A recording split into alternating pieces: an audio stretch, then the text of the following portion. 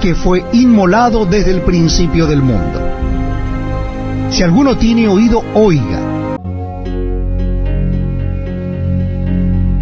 Si alguno tiene oído, oiga. El Apocalipsis es la revelación de Jesucristo. En el principio era el Verbo, y el Verbo era con Dios, y el Verbo era Dios. Para verbo se utilizó del griego la palabra logos.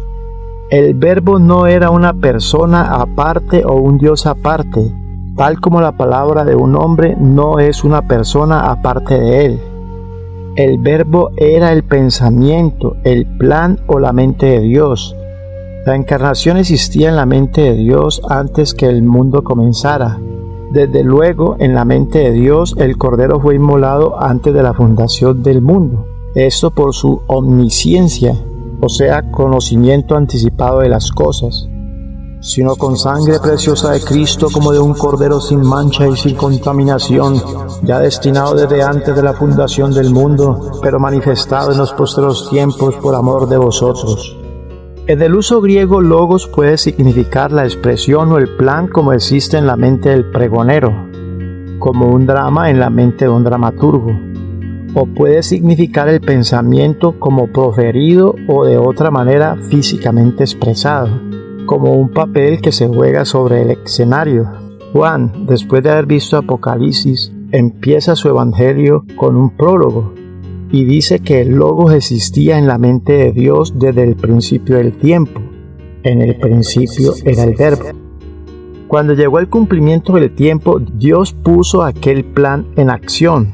Él puso carne sobre aquel plan en forma del hombre Jesucristo.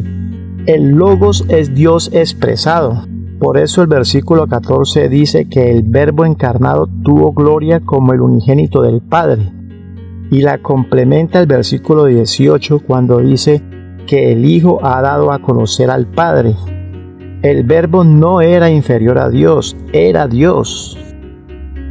El Verbo no emanó de Dios a través de un periodo de tiempo, no, estuvo con Dios en el principio. Jesucristo, el Hijo de Dios, no era otro que el Verbo o Dios dado a conocer en la carne.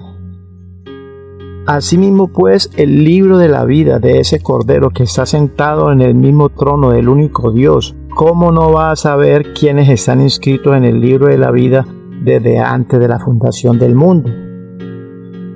En cuanto al tema presente, de lo que estamos hablando, será tal el poder de este anticristo que el Señor advierte, porque se levantarán falsos cristos y falsos profetas, y harán señales y prodigios para engañar, si fuese posible, aún a los escogidos. Mas vosotros mirad, os lo he dicho antes.